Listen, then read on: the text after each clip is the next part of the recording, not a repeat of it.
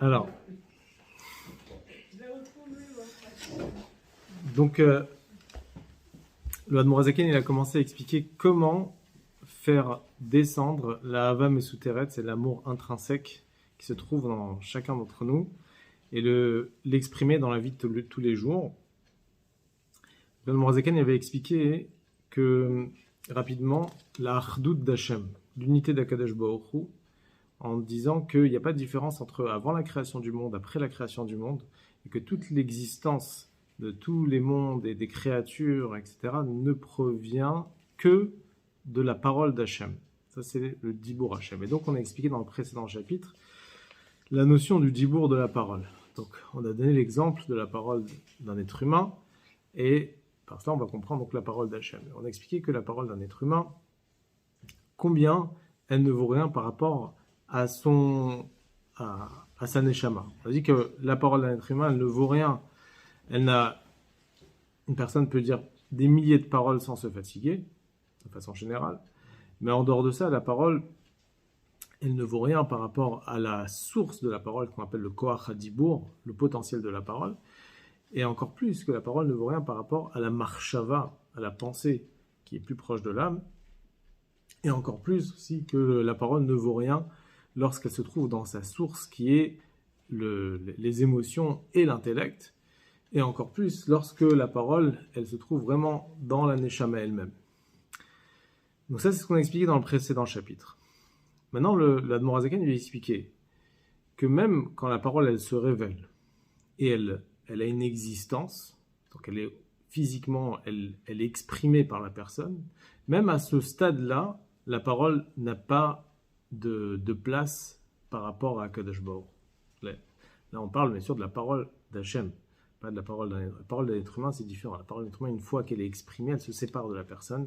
Elle a une existence qui se sépare de sa source. Alors que la parole d'Akadosh Baruch Hu, elle est complètement soumise à Dieu, comme si elle était à sa source même, au niveau de l'intellect, ou même au niveau de Dieu lui-même, du plus haut niveau de Dieu.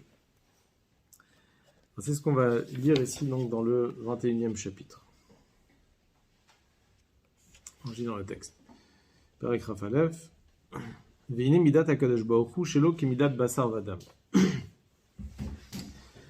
Le comportement de Dieu n'est pas comme le comportement d'un être humain, comme c'est écrit dans le traité Brachot, page 40, que même sur des sujets que nous essayons de comprendre, comprendre le lien qu'on a avec Akadosh Baruch Hu à travers notre corps, comme le verset dit, Naase Adam Betsalmenu Kidmutenu. Dieu dit, nous allons créer un être humain, un homme, à notre image, quand il a créé le premier homme au monde.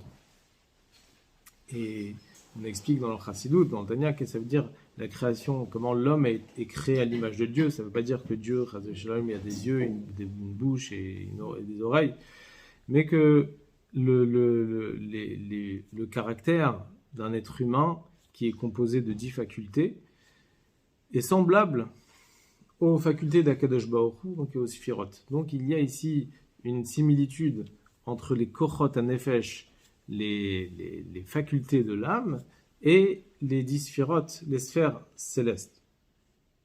Mais même si on va comparer l'être humain avec Akadosh Baruch Hu, entre nos 10 caractères, nos 10 facultés et les Sphirot, c'est simplement une comparaison. Mais de dire que c'est identique, non, c'est impossible de dire qu'il y a ici il y a une grande différence entre l'être humain et Akadosh Baruch Hu, et surtout la parole. Pourquoi ? Parce que la parole d'un être humain, une fois qu'elle est sortie, elle est exprimée, elle ne peut plus revenir en arrière, c'est-à-dire qu'elle se sépare complètement de la personne. Une parole, on ne peut pas la retirer, une fois qu'elle est sortie, elle est sortie. Alors que chez Akadosh Baruch Hu, la parole est complètement unie avec Akadosh Baruch Hu.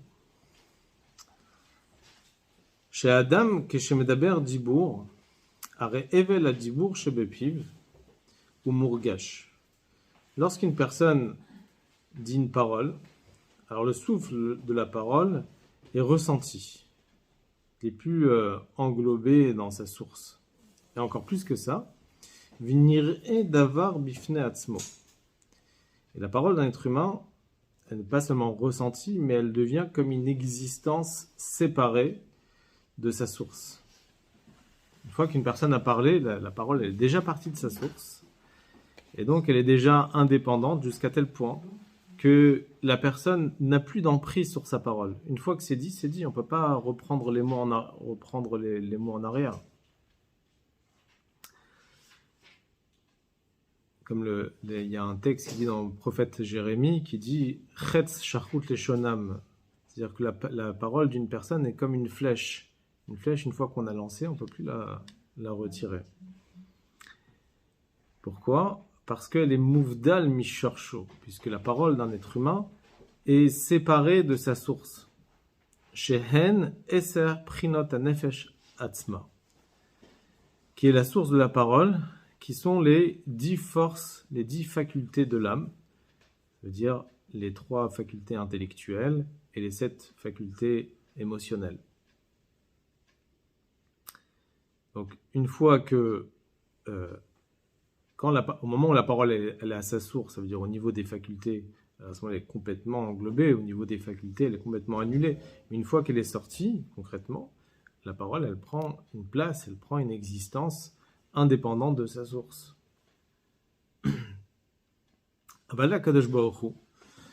Mais à Kadosh Baruch Hu, en diburo muvdal mimenu itbarech chas v'shalom. La parole de Dieu, elle ne se sépare pas de lui, chas v'shalom. Pourquoi ? Parce que il est impossible, il n'y a rien qui peut sortir de Dieu. Il n'y a pas où aller. Tout est dans Dieu. Dieu est partout. Donc la parole n'a pas où aller, elle est dans Dieu. Kien davar chutz mimenu. Il n'y a rien en dehors de Dieu. Donc on ne peut pas dire qu'il y a quelque chose qui sort en dehors de Dieu. Velet atar panouy miné, et comme est écrit dans les Tikkuné Zohar, qu'il n'y a aucun endroit qui est vide, où il n'y a pas l'existence de Dieu, chas v'shalom. Velachen, et c'est la raison pour laquelle en diburo idbarer ke diburenu chas v'shalom. La parole d'Akadosh Baruch Hu n'est pas comme notre parole, chas v'shalom. Kmo she'en marchavto ke marchavten. De la même façon, on comprend que la pensée de Dieu n'est pas comme notre pensée. Qui dirtive, comme le verset dit clairement dans Yeshaya, qui lo marchevotai marchevotechem, que mes pensées ne sont pas vos pensées. Et de la même façon que la pensée d'Akadosh Baruch Hu est différente totalement de la pensée d'un être humain, pareil, lorsqu'il s'agit de la parole est tout à fait différente que celle d'Akadosh Baruch Hu, celle d'un être humain. Comme le pasouk, il y a un pasouk qui dit que tous les sujets, le comportement d'Akadosh Baruch Hu ne nous ressemble pas. Uktiv, comme le verset dit, Ken gavu drachai midarkechem vegomer. Mes comportements sont beaucoup plus élevés que les vôtres, en parlant des êtres humains. La suite du verset aussi, que mes pensées sont plus élevées que vos pensées. Donc il n'y a pas de comparaison entre la parole d'un être humain et la parole d'Akadosh Baruch Hu. Alors s'il en est ainsi, que la parole d'Akadosh Baruch Hu ne se sépare pas de sa source, et elle est toujours englobée dans sa source, alors la question c'est pourquoi la parole d'Akadosh Baruch Hu on l'appelle parole. Dibour. Dibour, une parole, c'est ce qui différencie, c'est là on peut distinguer entre la parole et la pensée.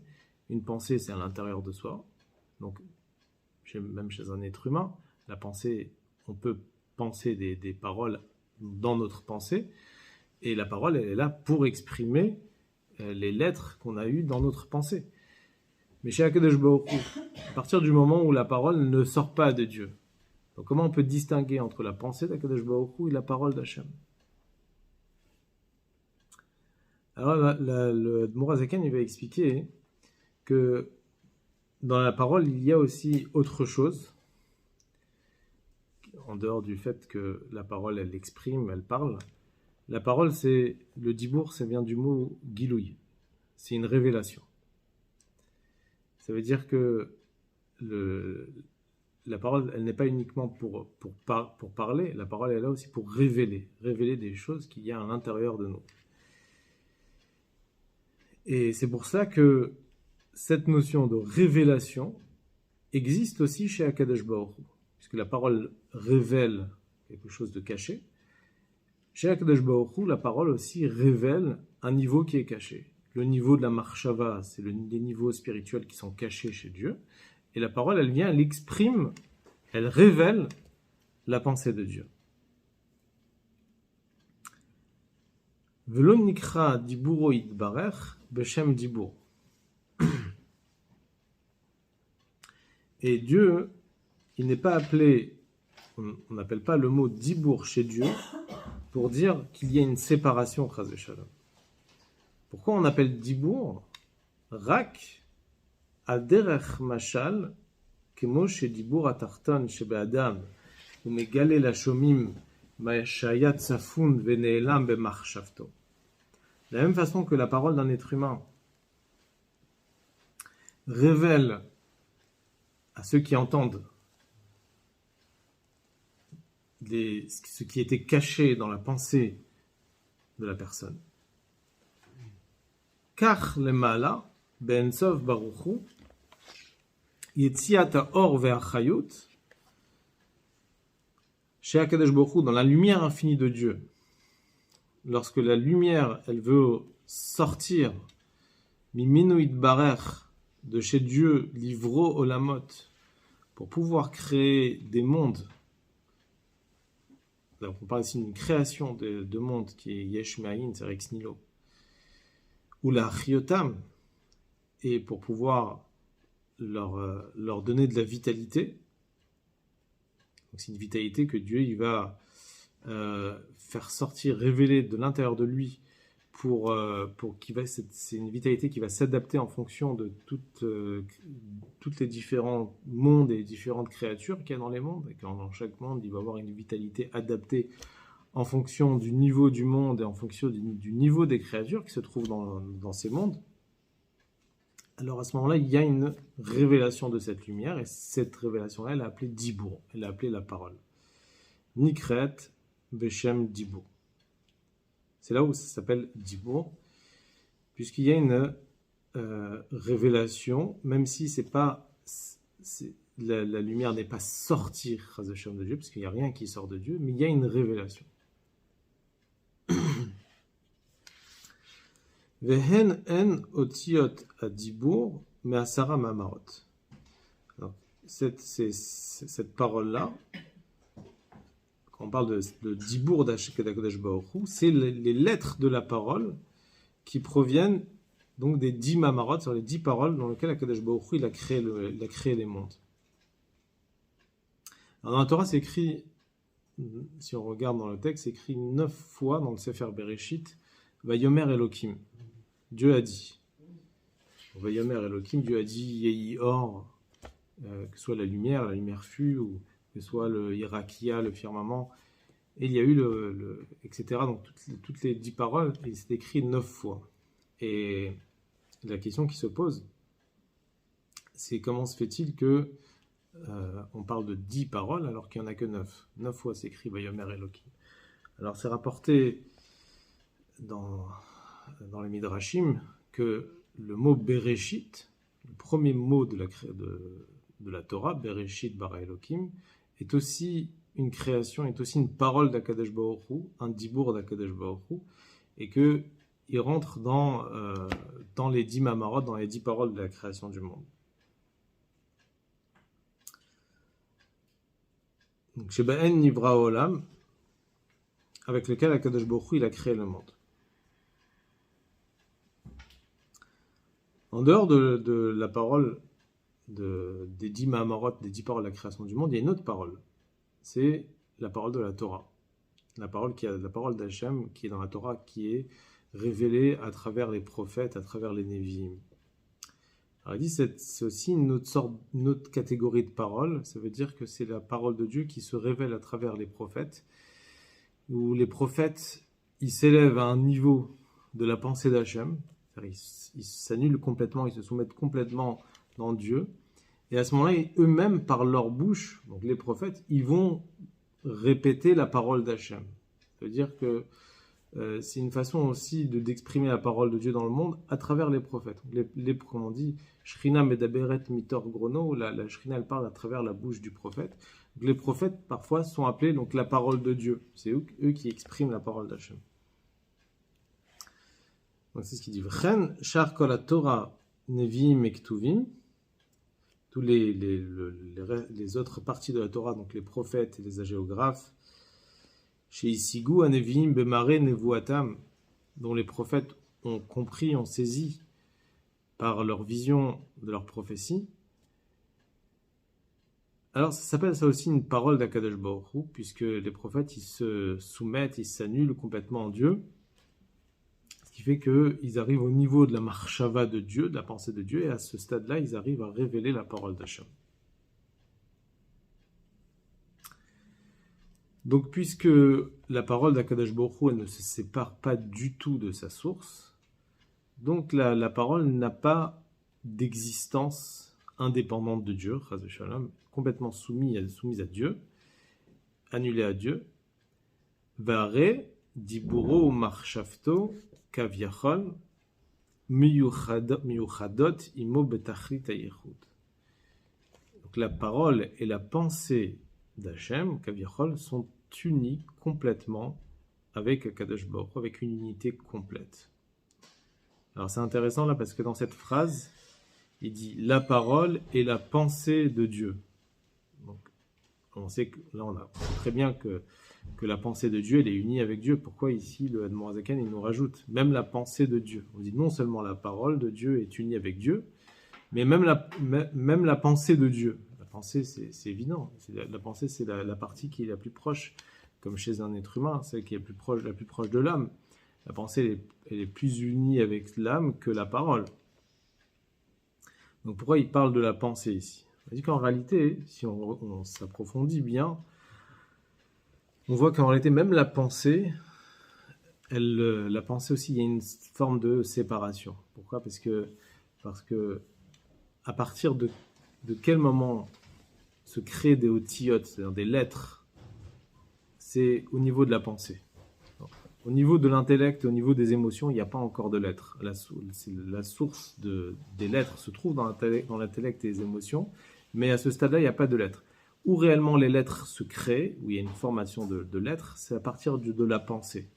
Et donc à ce stade-là, il y a une sorte il y a quelque chose qui se séparait de Dieu, Chas v'Shalom. Il y a des lettres qui se séparent. Et là, l'Admor HaZaken, il vient nous dire ici que même au niveau de la pensée, il n'y a pas de séparation.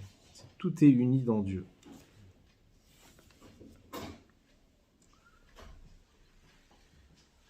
Derech mashal,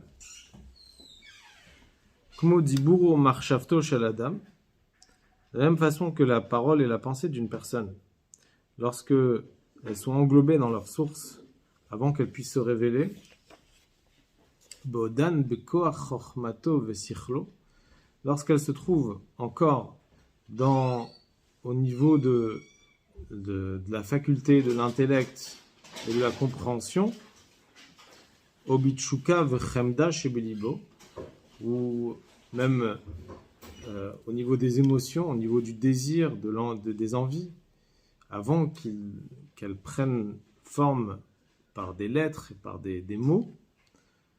Kodem she'alta me'alev la moach le'arher ba biprinat otiyot, avant même que ça monte du cœur au cerveau pour pouvoir y réfléchir et amener ça à des lettres, aux lettres de la pensée. Chez Az, ayu otiyot amachshava ve'adibur hazeh anim shachot mechemda utshukazo. Avant même donc que ça arrive au niveau de la pensée, alors les lettres de la pensée et de la parole qui proviennent de ce désir-là, elles n'existaient pas encore, elles n'avaient pas d'existence.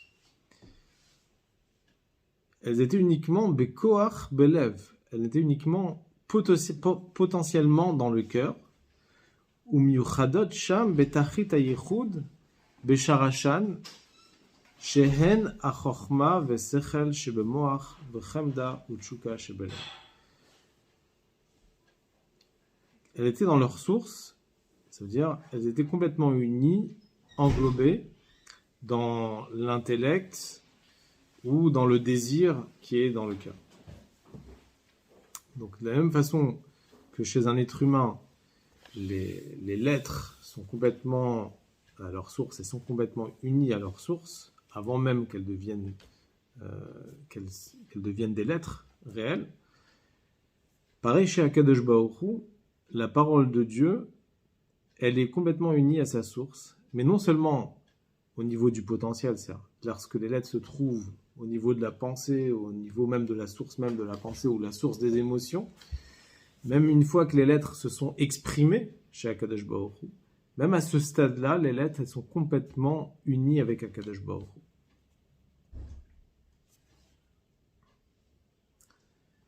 Vekacha mamash derech mashal, מיוחדות דיבורו מחשבתו של הקדוש ברוך הוא בתכלית הייחוד במהותו ועצמותו יתברך.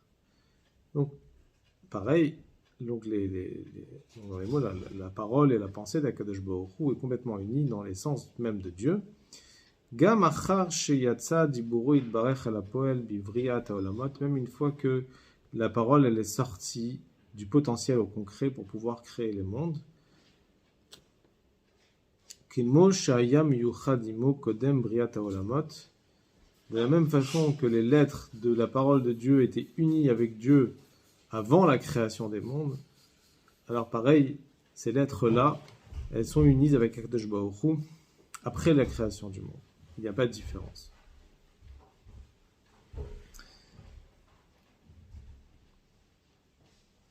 Juste par rapport à un point que j'ai dit tout à l'heure, que même le mot Bereshit, la première parole d'Akadosh Baruch Hu, on considère ça comme une parole. Le Rabbi Levi Yitzhak, le père du Rabbi, il commente ça sur le Tanya, et il dit que la première parole, c'est une parole globale. Ça veut dire, c'est Dieu, quelque part dans cette parole, il a créé un potentiel de tout ce qui va être créé plus tard concrètement.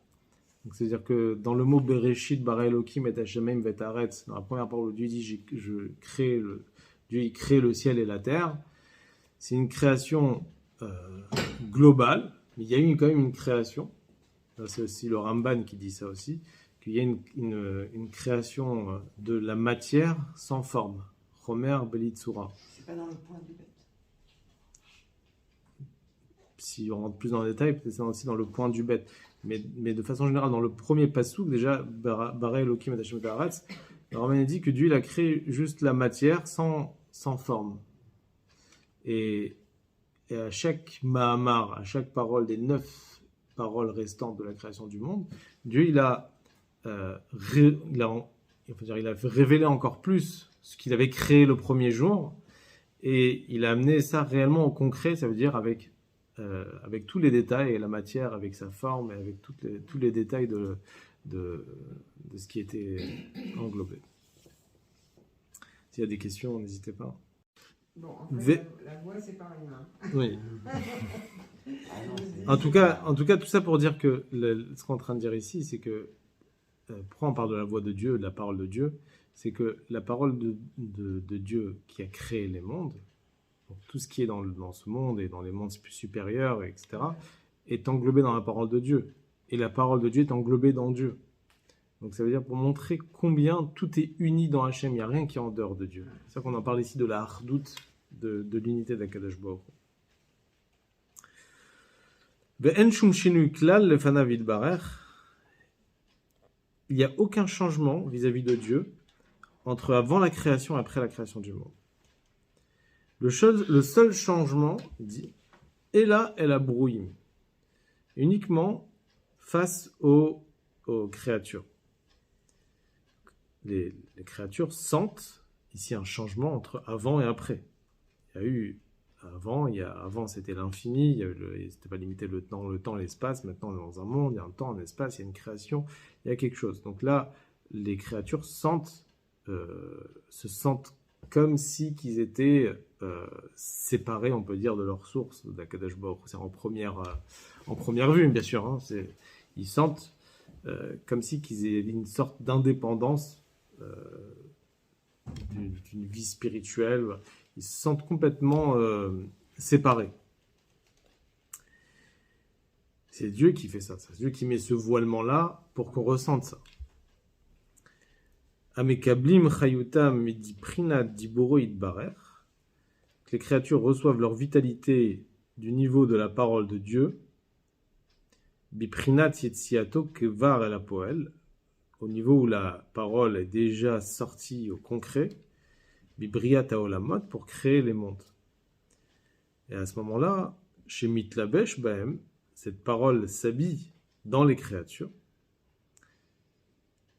en fonction de leur niveau, en fonction de cette parole, elle s'adapte, les achiotam, pour leur donner de la vitalité. Alédé ishtal shelut haolamot, et cette lumière va passer des enchaînements de mondes par un ishtal shelut. Donc c'est un enchaînement comme une chaîne qui est composée de plusieurs anneaux, où l'anneau supérieur est lié avec l'anneau inférieur, et donc il y a une descente de lumière d'Akadosh Baruch Hu qui s'adapte en fonction de la chose que Dieu est en train de créer.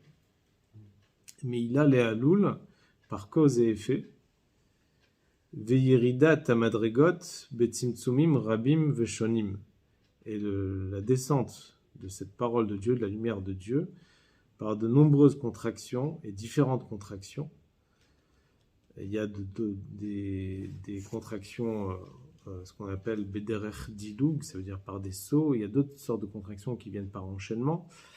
Et c'est toutes sortes de contractions, ce qu'on appelle le didoug. C'est ce qu'on appelle quand on dit dans la Kabbalah qu'on parle des cheveux de Dieu ou de la barbe. C'est une forme de contraction de Dieu, parce que en réalité, ce qui provient du cerveau, comme les cheveux qui viennent du cerveau, mais de l'autre côté, elles n'ont pas la même vitalité qu'il y a dans le cerveau. Donc il y a un saut de lumière entre ce qu'il y a dans le cerveau de Dieu et dans les cheveux d'Akadosh Baruch Hu. C'est une forme de contraction de lumière d'Akadosh Baruch Hu. Une autre forme de contraction, c'est par enchaînement, où la lumière, elle se dégrade de niveau en niveau. Elle diminue.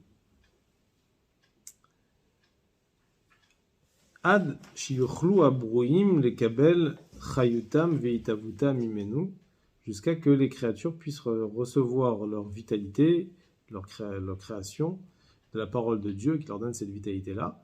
Velo itbatlu bimtziut, pour ne pas qu'elles s'annulent dans l'existence d'Akadosh Baruch Hu. Donc Dieu, il a fait toutes ces contractions-là pour que justement la créature puisse exister, ressentir une existence, et qu'elle ne s'englobe pas dans sa source. La créature ne va pas s'englober dans sa source. S'il n'y avait pas tous ces tzimtzumim, toutes ces contractions-là, et que la parole de Dieu aurait éclairé directement dans la création, à ce moment-là, la création n'aurait pas ressenti une existence par elle-même. Elle aurait ressenti qu'elle n'existe que par Dieu.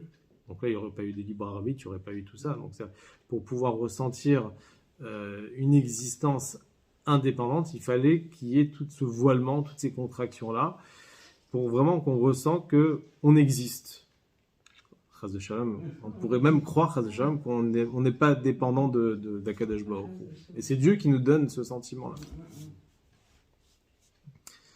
V'chol hatzimtzumim mem prinat ester panim le'astir ou la'ali ma'or va'achayut animshach midiburo yitbarech shelo yitgale beprinat gilu grav. Et donc toutes ces contractions-là ne sont uniquement pour voiler la lumière et la vitalité qui provient de la parole de Dieu, pour ne pas qu'elle se révèle avec une grande intensité, à tartonim le kabel, pour ne pas que les créatures inférieures puissent recevoir cette vitalité-là directement telle qu'elle vient de Dieu, et qu'elle s'annule dans sa source. Donc, il fallait qu'elle puisse tenir et qu'elle puisse exister. Et c'est pour ça que, là on en parlera dans Shari Yechud Ve'emunah, on en a parlé rapidement la semaine dernière aussi, qu'il y a des choses qui ont été créées de Dieu par valeur numérique ou par... avec la pierre. Voilà. Oui, combinaison de lettres et de mots qui font que ça va les lettres elles vont s'inverser, ou atbash aussi, c'est des lettres inversées qui va créer, justement pour que la lumière elle se diminue et qu'elle ne soit pas directement créée par la parole d'Hachem. Combinaison de lettres. Ouais. Velachen, et pour cela, Gamken, Nidme Lahem, c'est ce qu'il dit, Nidme Lahem, ça veut dire qu'ils ont l'impression, Or Vechayut Adibur Shel Makom Baruchu Amlubash Bahem, que cette lumière et cette vitalité de Dieu qui est habillée en eux pour leur donner de la vie, ils ont cette impression-là qui ilou ou davar muvdal mimaoto vatzmuto itbarer. Comme si que cette vitalité-là a été séparée de l'essence même de Dieu, du Créateur. Rak shenimshach mimenu itbarer kmo dibur shel Adam minafsho. Et ce qui ressort de Dieu, ce qui va ressortir de Dieu, ce serait comme une parole d'un être humain qui sort de lui-même. Donc l'être humain, il ressent que c'est une parole de Dieu qui ressort de Dieu et qui est séparée de Dieu. Parce qu'il y a un voilement de cette lumière-là, qu'on a l'impression que c'est une vraie parole qui s'est séparée de Dieu, qui a créé le monde, et comme si que maintenant le monde n'a plus besoin de Dieu. Tout ça, c'est vis-à-vis des êtres humains. Mais vis-à-vis de Dieu, il n'y a rien qui sort de Dieu. En shum tzimtzum ve'ester ve'elem mastir ma'alim lefanav. Il n'y a aucune contraction, aucun voilement qui voile Dieu. Vis-à-vis d'Akadosh Baruch Hu, que ce soit avant la contraction ou après la contraction, avant toutes les contractions que Dieu aurait pu faire, il n'y a aucun changement, il n'y a pas de différence. Dieu, pour lui, tout est révélé, il n'y a rien qui est voilé. On dit aussi dans le Teilim, dans le psaume Kouflametet 139, on dit Kachashecha Kaora, comme l'obscurité et comme la lumière. Ça veut dire que de la même façon que pour lui, Dieu, la lumière, tout est révélé, ben l'obscurité aussi pour Dieu c'est révélé. Il n'y a aucune différence. Kedirtiv, comme le verset dit aussi dans le Teilim, Gam Chosher lo yarshich mimecha vegomer. Même l'obscurité ne va pas obscurcir devant toi. L'obscurité que seulement par rapport aux êtres humains. Mais mimecha, étant donné que ça vient de toi, Dieu, l'obscurité ne va pas obscurcir Dieu, chas v'shalom. Parce que c'est mimecha, parce que ça vient de toi, Dieu. Étant donné que c'est Dieu qui fait le voilement, donc le voilement n'est que pour les créatures et n'est pas pour Dieu.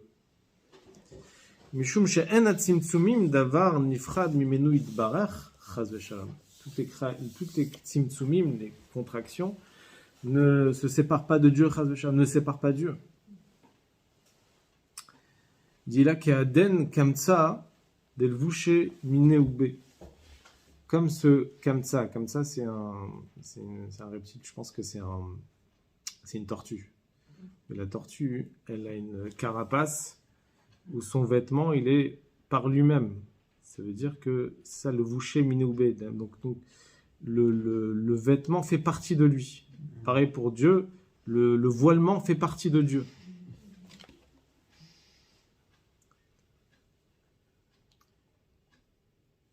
On peut dire aussi que lorsqu'un grand rave qui veut expliquer quelque chose de très profond et qui va donner un exemple pour pouvoir expliquer, alors l'exemple qu'il va donner, il va limiter le sujet qu'il veut exprimer, puisqu'il donne un exemple, donc il rabaisse.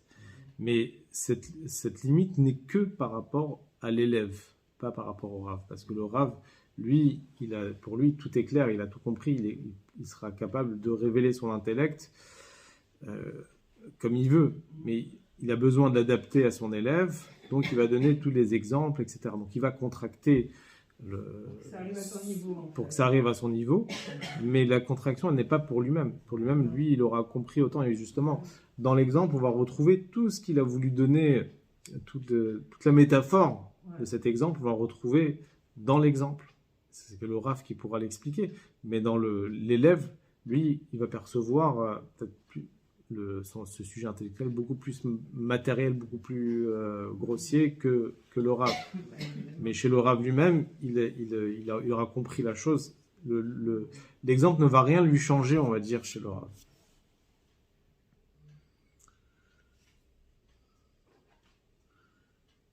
Moshe Katouv,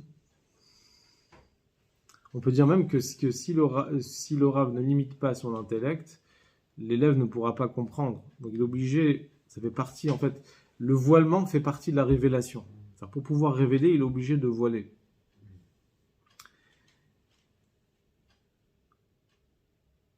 Moshe Katouv, comme le verset il dit, Ki Hashem hu Elokim. Dans le Deutéronome, dans le Devarim, chapitre 4, il dit Hashem ou Elokim. Hashem, c'est Yudke Vavke, c'est la Mida de la miséricorde, d'Akadosh Baruch Hu, la lumière infinie de Dieu. Il dit Hu Elokim. C'est la même chose que Elokim, qui est la Mida de Din, de la rigueur et de la contraction. Donc ça veut dire que si Dieu il a besoin de se contracter, c'est justement pour s'exprimer.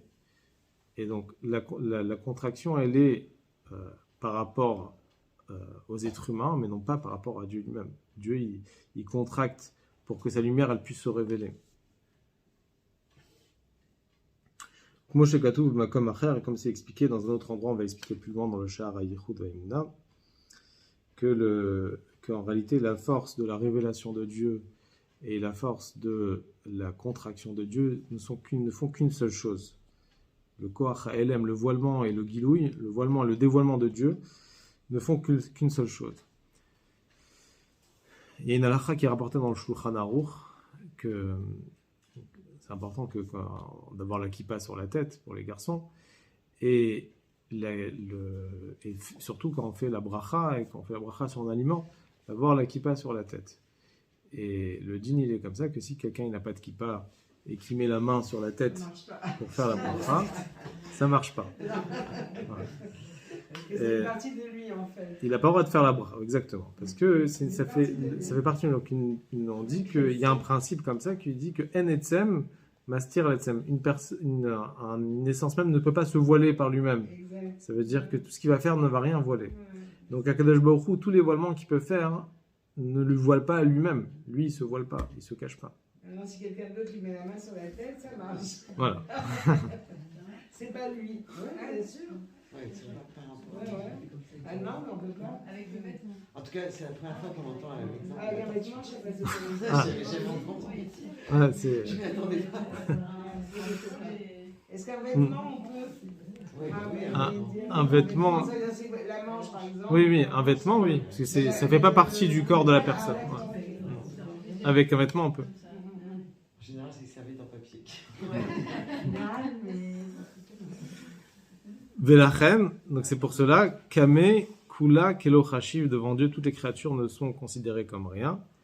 Et donc là, on arrive, mamash, vraiment, on arrive à la conclusion, comme Morazakani dit, on voit le Yichud d'Akadosh Baruch Hu, on voit comment tout est uni dans Dieu, et que tous les détails de la création du monde qui ne tiennent que par la parole d'Hachem n'a aucune importance, aucune indépendance de Dieu. Tout est dépendant de Dieu, tout est englobé dans Dieu. Et donc après toute cette réflexion, on comprend la mitzvah du yichud, combien Dieu, il est pas seulement il est un, mais il est unique, que tout est l'unité d'Hachem. C'est quoi réellement l'unité d'Hachem? C'est que tout est englobé dans Hachem, tout est dans Hachem, et qu'il n'y a rien qui peut sortir en dehors d'Hachem.